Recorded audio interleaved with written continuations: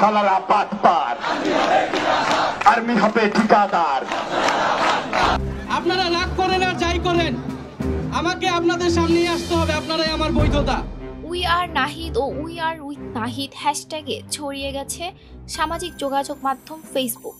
লাল ব্যাকগ্রাউন্ডের উপর লিখে অন্তর্বর্তী সরকারের তথ্য উপদেষ্টা, সেই সাথে ছাত্র জনতার অভ্যুত্থানের অন্যতম নেতা নাহিদ ইসলামের পাশে দাঁড়ানোর বার্তা দিচ্ছেন বৈষম্য বিরোধী ছাত্র আন্দোলনের সমন্বয়ক, বিভিন্ন দলের নেতাকর্মী সহ ফেসবুক ব্যবহারকারীরা।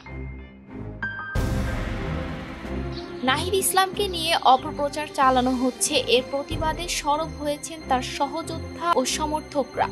সম্প্রতি ন্যাশনাল ইনস্টিটিউট অব বায়োটেকনোলজির মহাপরিচালক পদের নিয়োগপত্রে উপদেষ্টা নাহিদ ইসলামের সুপারিশ সহ সই করা ছবি সামাজিক যোগাযোগ মাধ্যমে ছড়িয়ে পড়লে নাহিদ ইসলাম এ বিষয়টিকে অসত্য ও বিতর্কিত করার চেষ্টা করা হচ্ছে বলে মন্তব্য করেছেন। মঙ্গলবার রাতে তার ভেরিফাইড ফেসবুক পেজে বিষয়টি নিয়ে পোস্ট করে তিনি লিখেছেন, 15ই অক্টোবর নিয়োগ 22 অক্টোবরই বাতিল করা হয়েছিল।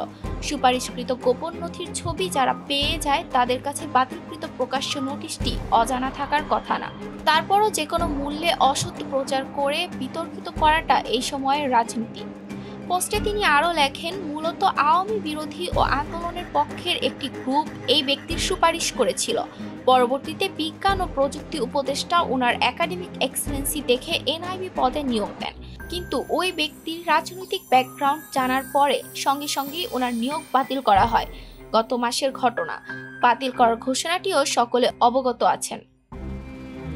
এছাড়া জগন্নাথ বিশ্ববিদ্যালয়ের দ্বিতীয় ক্যাম্পাস নির্মাণের দায়িত্ব সেনাবাহিনীর হাতে হস্তান্তরের দাবিতে আন্দোলনকে কেন্দ্র করে সামাজিক যোগাযোগ মাধ্যমে একটি ভিডিও ছড়িয়ে পড়েছে।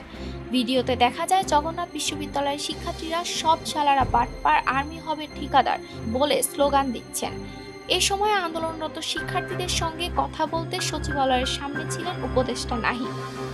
তবে শিক্ষার্থীরা জানান, এই স্লোগান জগন্নাথ বিশ্ববিদ্যালয়ের শিক্ষার্থীরা আন্দোলন শুরু হওয়ার পর থেকেই দিয়ে আসছিলেন। মূলত জগন্নাথ বিশ্ববিদ্যালয়ের প্রশাসনকে উদ্দেশ্য করে এই স্লোগান দেওয়া হয়েছে, নাহিদ ইসলামকে উদ্দেশ্য করে নয়। নাহিদ ইসলামের নামে এসব অপপ্রচারের বিরুদ্ধে সরব হয়েছেন জুলাই আগস্টে আন্দোলনে তার সহযোদ্ধা ও সমর্থকরা। লাল ব্যাকগ্রাউন্ডের উপর উই আর নাহিদ লিখে নাহিদ ইসলামের পাশে দাঁড়ানোর বার্তা দিচ্ছেন বৈষম্য বিরোধী ছাত্র আন্দোলনের সমন্বয়ক, বিভিন্ন দলের নেতাকর্মী সহ নেটিজেনরা।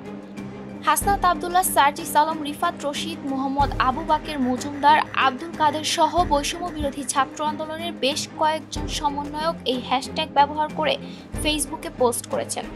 নিজের ফেসবুক আইডিতে নাহিদ ইসলামকে নির্যাতনের পুরাতন ছবি শেয়ার করে হাসনাত আবদুল্লাহ লিখেছেন, গত 16 বছরে বাংলাদেশের অবস্থা এমনই। যারা হাসিনা পুনর্বাসন প্রকল্পকে সমর্থন করে তারা দেশকে সেই একই পরিস্থিতিতে ফিরিয়ে আনবে।